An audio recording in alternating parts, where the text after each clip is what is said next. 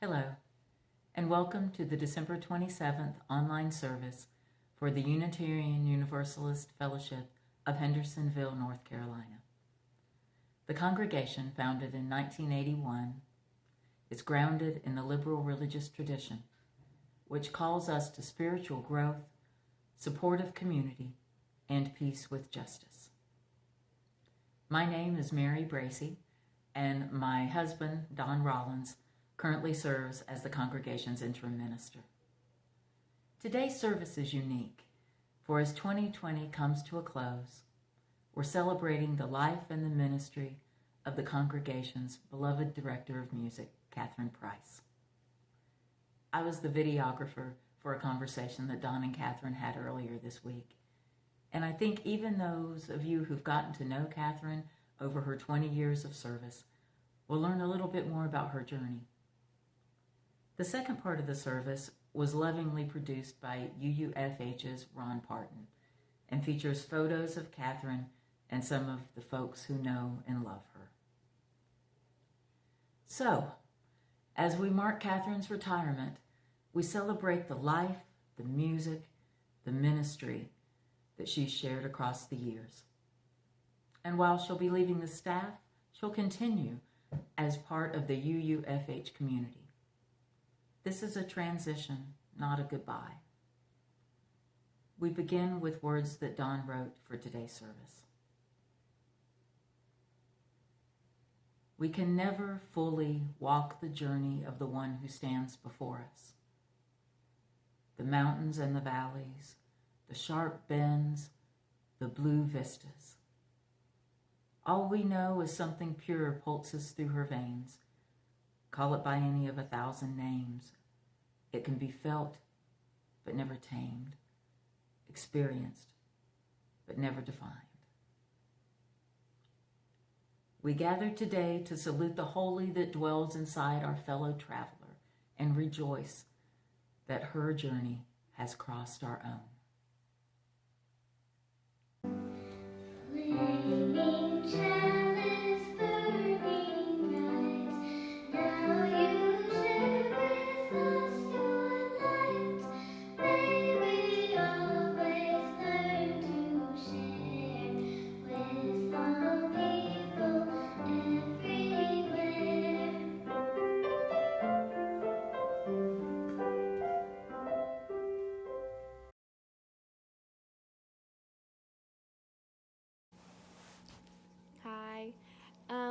I just want to say thank you to Katherine. Katherine was one of my first inspirations when it came to music after growing up listening to her play piano and lead the choir, and then eventually when I started singing, and then I started taking piano lessons. I don't know how many years ago, it's been a long time. But I just want to say thank you. You were honestly one of my first exposures to music consistently, because it's been years. Having the privilege of not only watching and admiring and listening, but I also got to learn from you. And it's been a blessing, and I'm truly grateful for it. I wish I could say all this in person, but life is how it is now. But yeah, Katherine's helped me to understand music, to live and breathe music, and to help me fall in love with it. Music is one of the most important things to me, and I've always had this love and passion for music, but I truly got to explore that and live it and learn from it through Katherine. I just want to say thank you. Because I really appreciate it for being a huge building block and inspiration for my journey with music. Yeah. Thank you. Hi, everyone. Thanks for joining us again for another service here from the UU Fellowship of Hendersonville, North Carolina.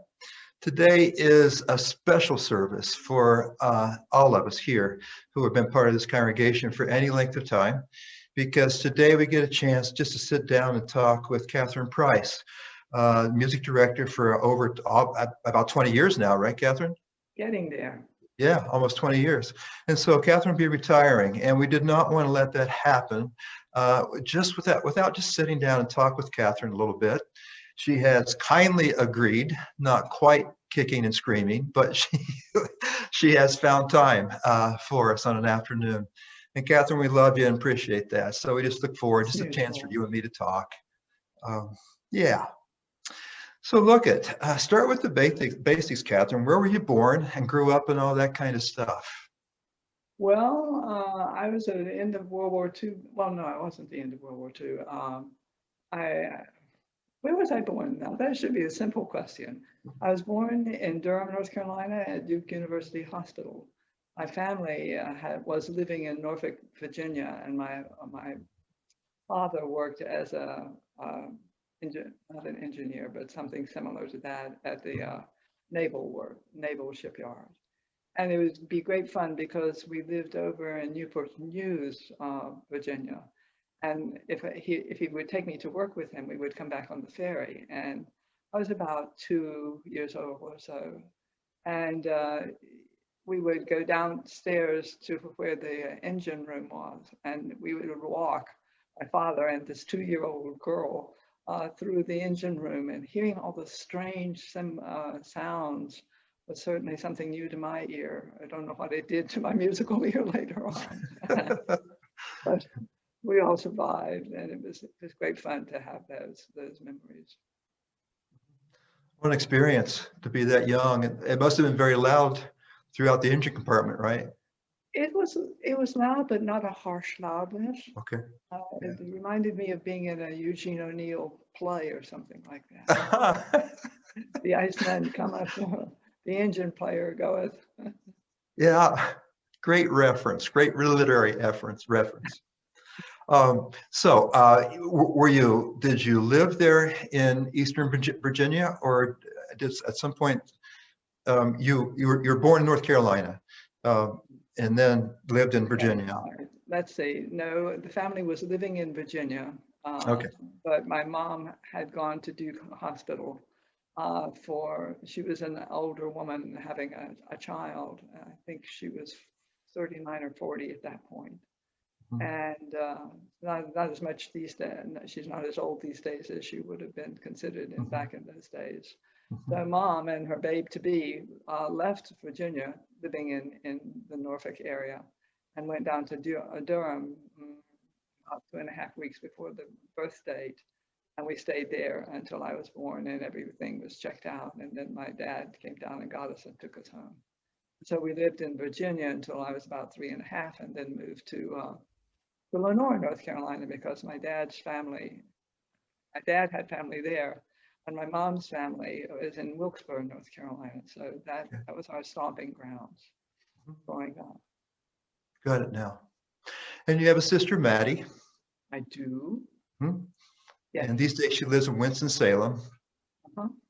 Yeah. Now, is Maddie younger or older? Well, if you ask me, she's older. And if you ask her, I'm the baby of the family. I'm the older. Maddie's the younger. Okay. But we're both flute players. And Lenore, North Carolina has had, and probably still has, although changing with the passing generations, a magnificent high school band and music program. And the musicians that have come out of Lenore would be astonishing if we had one list of them. When I was in school, 1 year behind me was Wilfred Roberts, who was who went on to be the first bassoonist at the Dallas Symphony. 2 years behind, one more year behind both of us was Joseph Robinson, who went on to teach at the North Carolina School of the Arts, play in the Atlanta Symphony, and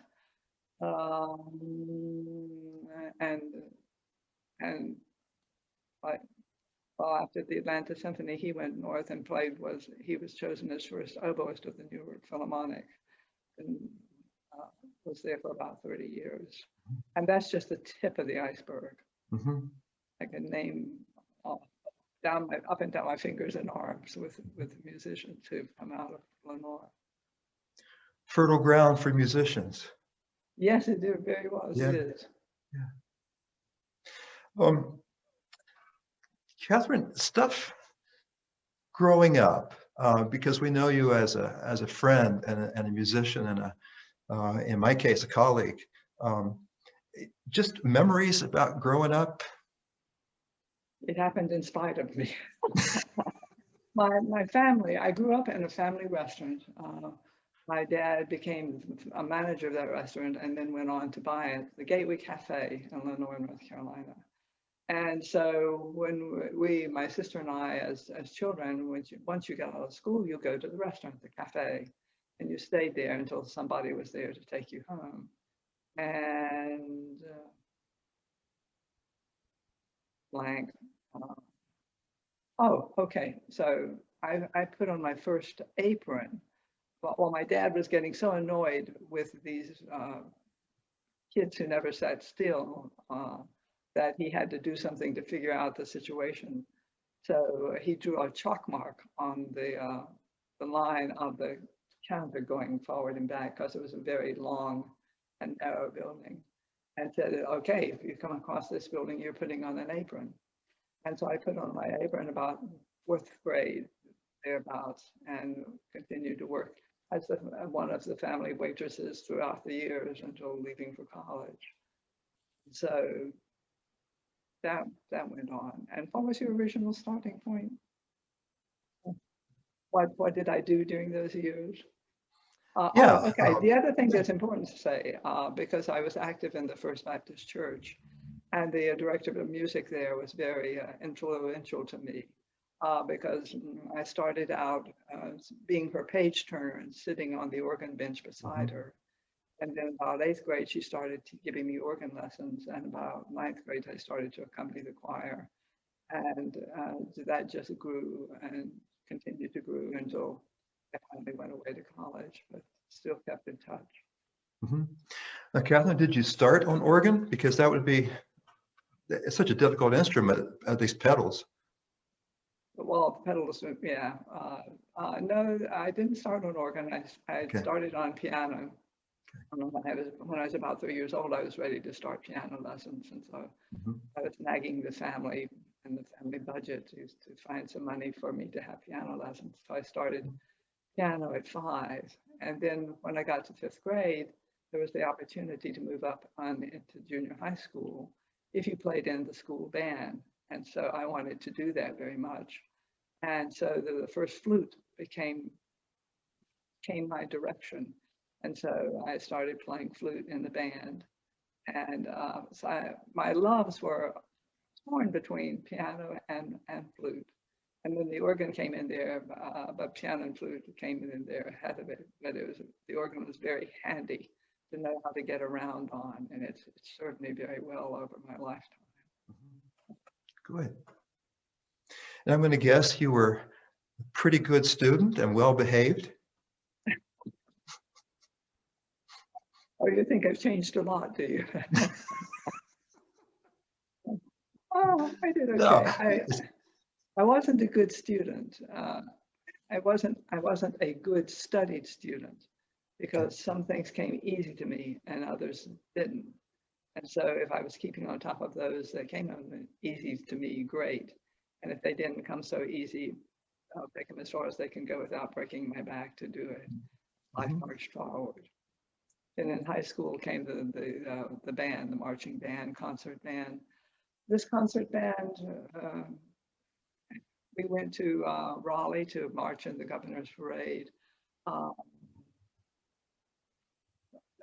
We had a three-story band building. What high school band has a 3-story band building?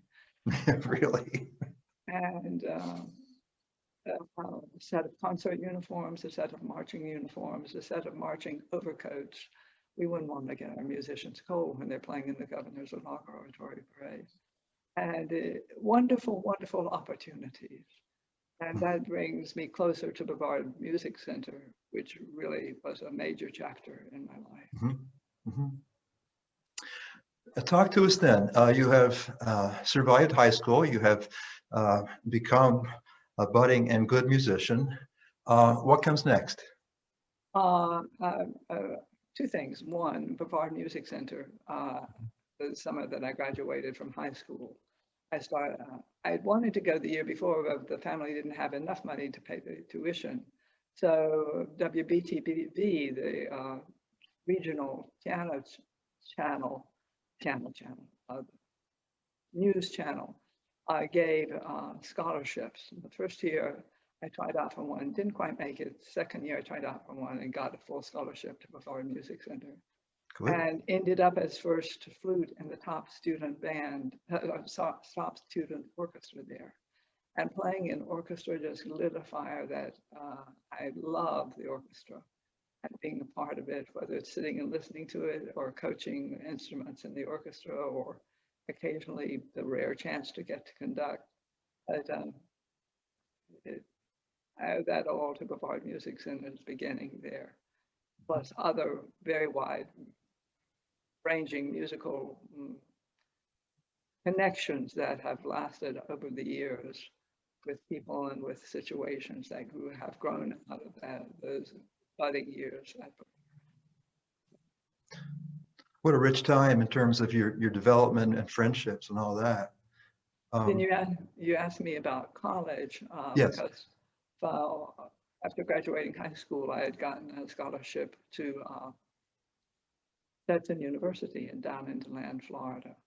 And so our band and the Stetson High School band did exchange concerts the last 2 years that I was in school. And so I got a full scholarship to Stetson as a result of having been part of that. And so that kept the chain going forward, and still going to Brevard every summer and meeting musicians who were coming there from across the country, having excellent, excellent teaching. And the music that we played is just very unique for a youth orchestra to get to do so much of the great orchestral music. And so it was great.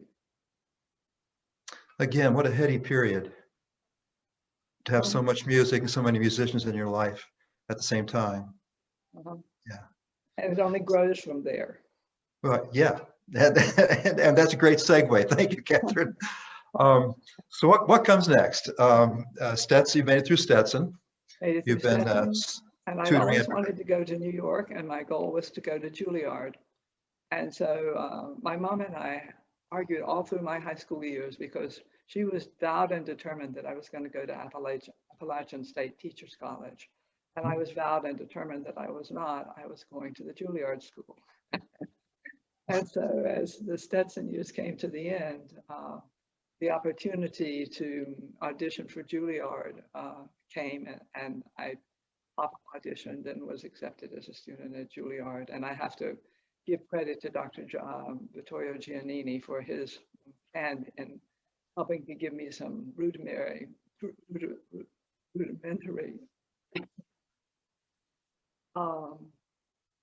compositional techniques.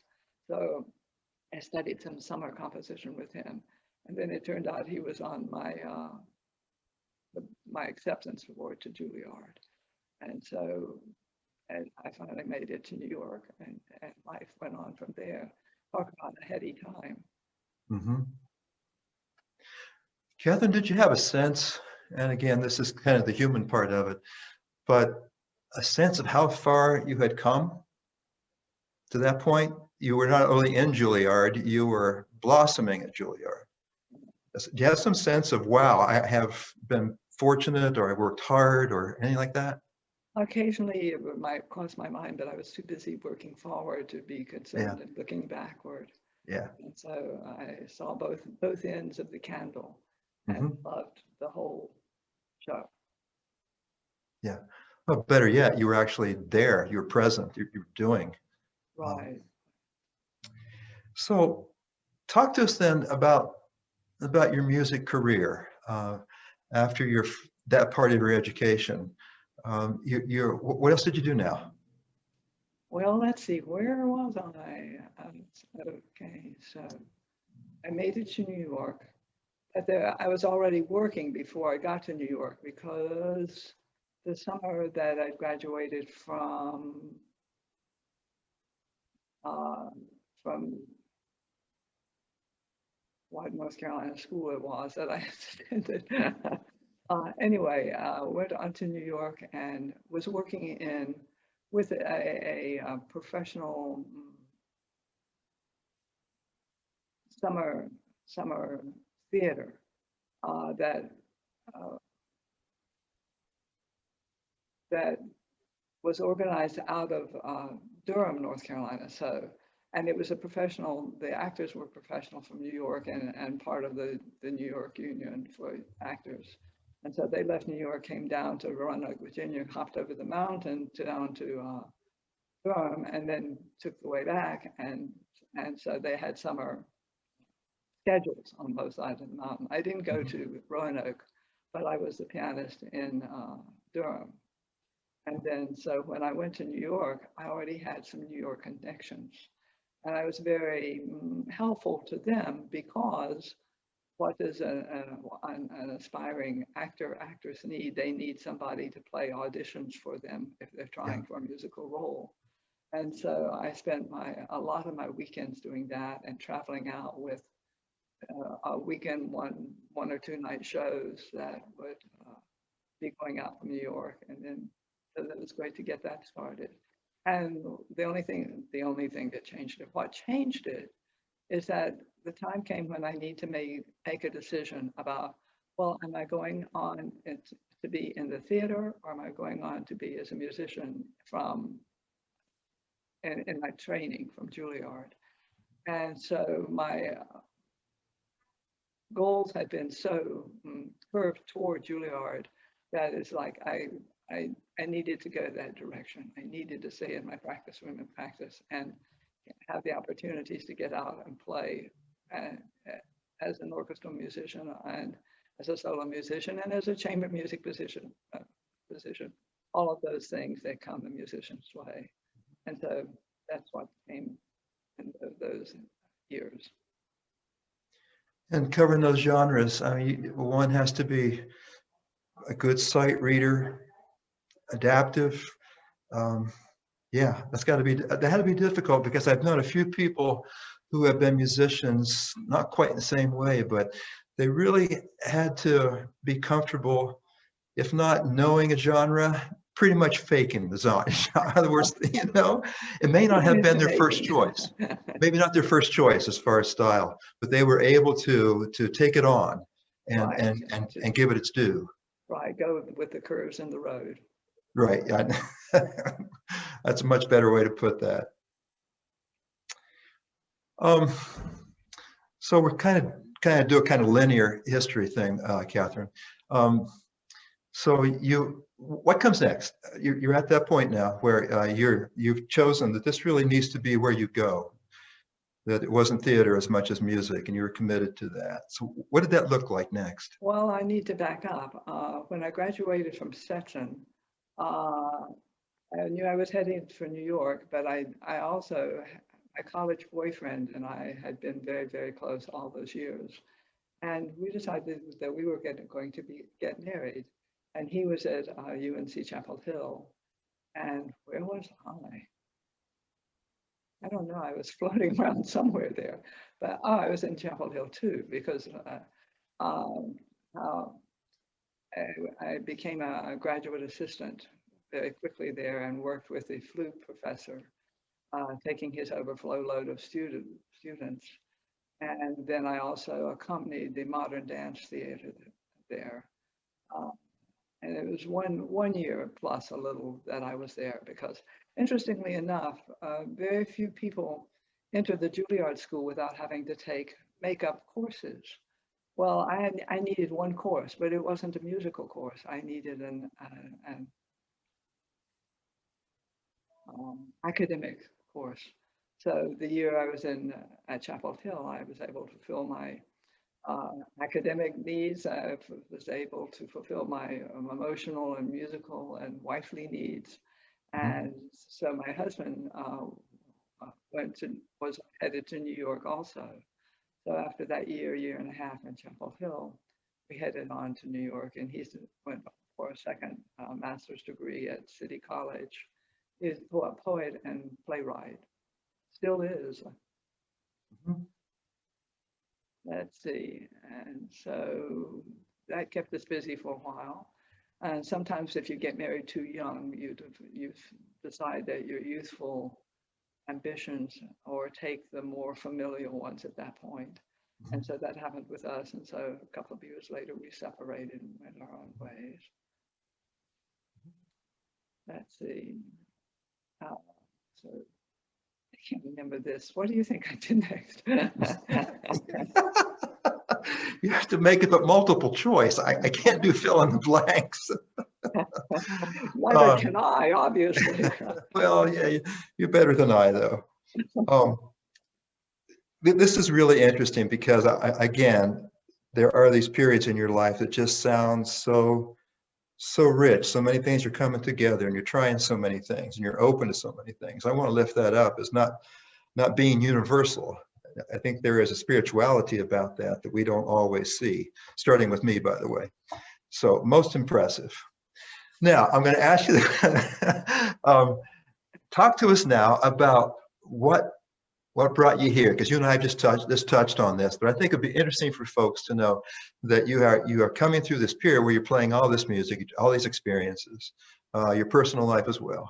And kind of, what I'm wondering is there anything that stands out between that place where you and your husband decided that you were walking different paths and how you ended up on the doorstep of the UU Fellowship of Hendersonville? Well, actually, what other stuff? Yeah, my mom actually is what brought me back to North Carolina. Let's see how to order this. So I living in the north, I'd always come. Well, my husband and I, my husband's family lived in Bethlehem, Pennsylvania, and I was in New York. Was I in New York? Somewhere running around the streets, but so as my mom was aging, she had fallen into the world of senile dementia. My sister was also in the Northeast at that time, and so she was doing trips back and forth to take care of mom and mom's needs. So it was my turn to do a little more of the trips back and forth. And so I decided, okay, here we go. I'm going to move back south again and settle in, because I wasn't always the perfect fit of the young woman as it was, because my interests were so broad and all encompassing that I went more that way. So how did it get from A to B? So as I started traveling to the south more frequently, it's like, that's a pretty good place to be. And it's grown up a lot, just like me. It was the old South and in its old ways. And since that time, a lot of people have moved to Western North Carolina and to make it an interesting and vital and growing place. And I think I could find a place for myself there. Mm-hmm. So that's actually what brought me, was being able to help with mom and visit her and see her through her last years. Mm-hmm. So tell us again the story of how you became kind of a part-time pianist and then evolved into more than that, and then music director. Talk about that a little bit.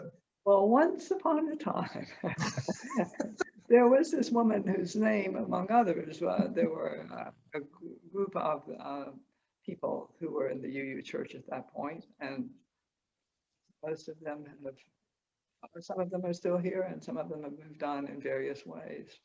But when I found myself visiting the Asheville area, I decided I should look around for a church and see what was going on. And so I visited churches from Asheville down to Hendersonville, and came to the UU church, a time or two, I think. Somehow I knew who Carol was. We had chatted a bit, and Carol has a circle of friends, musical and intellectual, and they're a very lively group of people. And so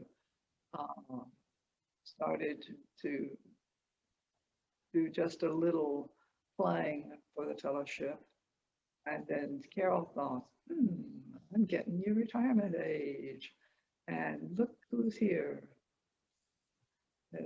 And so I started to help Carol a little more actively as her assistant. And things started to roll forward and just continued to roll and roll. And we remained friends and colleagues. And she stepped back and I stepped in. And things grew and times passed. And eventually Carol passed on also. She died in 1915. I think it was within the first week after Valentine's Day. But quite wonderful people, and Vi Blount and her husband Dick Blount were another set couples. Dear Sadie, oh dear, and the Underhills, Francis and Francis and his wife, Sadie. I'll leave it there so that I don't call her some name really far away. Yeah. Okay. Yeah. And things started to grow from there. And so seeds were planted, seeds started to be grown and blossom. So here we all are, blossoming in the middle of winter. Indeed. And over those 20 years, you have led choir, you have played piano, you have helped with children's and youth ensembles. Any other musical, well, of course, you've played instrumentals for preludes, postludes, and whatever. Is there anything else that you played on? Anything else that I played on, but anything else that you brought into the work? Well, my training is as a flutist, and all my degrees are as a flute player. So I kept that going as best I could, although it's not as up to the edge as it would be if I were practicing between 2 and 4 hours a day. But flute's still very much an important part of my life.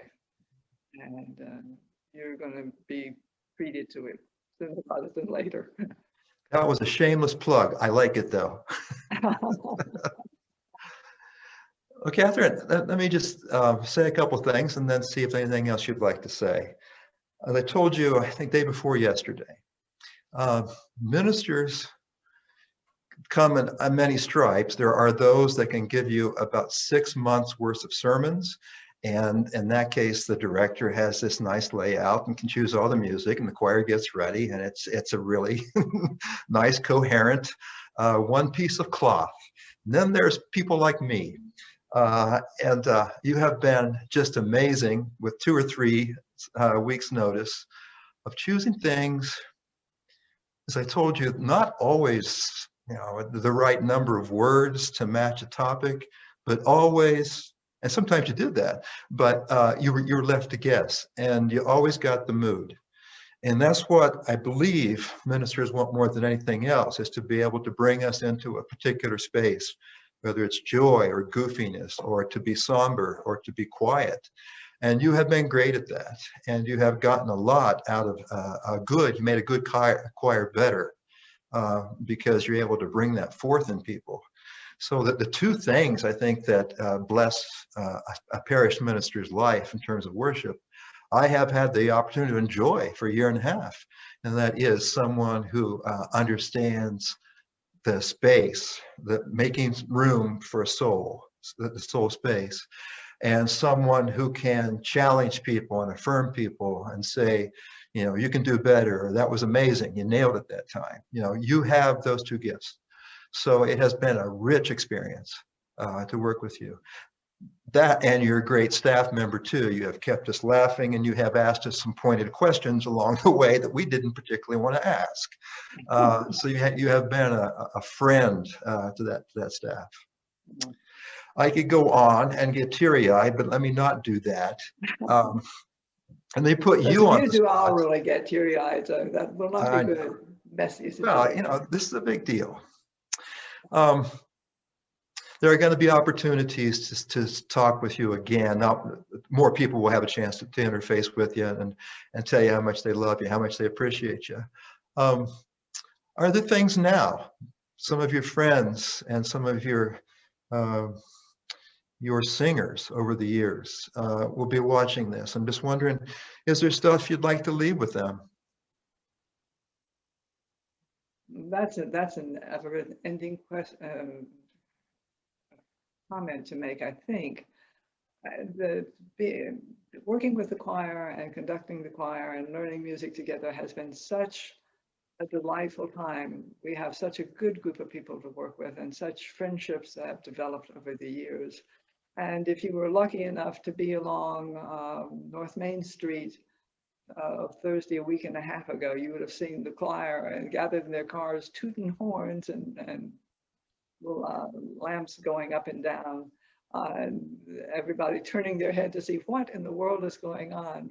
But it was the choir getting themselves together and wishing me a fond farewell. But I don't think you'll get rid of me No. in that way. No. No. But it Nope. is, the choir has been such a wonderful core of people to have in friendship and in musicship, and it's people peopling our fellowship rosters. We are most blessed. And the ministers have been pretty good too. Mostly behaved, yeah. Occasionally a little misbehaving. Yeah, well, of course, we're goofy too.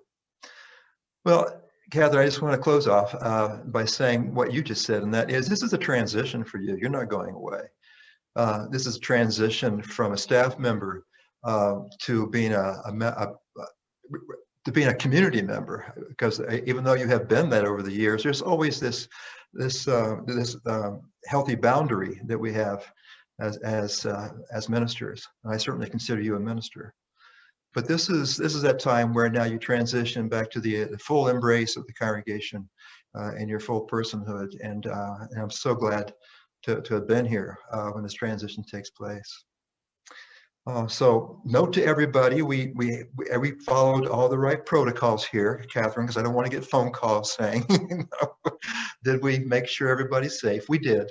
But that's kind of a silly footnote. Catherine, you done good work here. That's what I want to say. What all it's about. You done good. You done good. And we love you. I'm going to greet you as you greet me. Blessings be, Catherine. And to all of you. Yeah. Bye-bye. So long, but not farewell. Not exactly.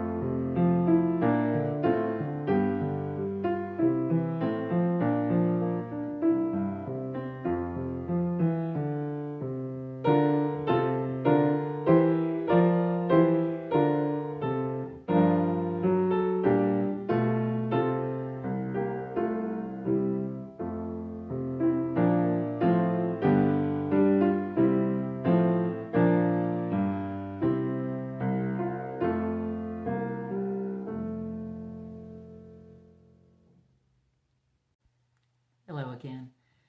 Now we bring this time to an end, but not our connections and our gratitude. Our closing words, also by Don. The world cries out for good souls. Not perfect souls, but honest souls. Not shallow people, but people who have known the depths. The world cries out for worthy souls. Not wasted souls, but souls spent with intention. Not greedy souls, but giving souls. Blessed be the souls without pretense, the souls without hardness of the heart, the souls for whom the world cries out. Thanks as always for joining us today. Here's to the new, safer, and better year that awaits us. Go in peace.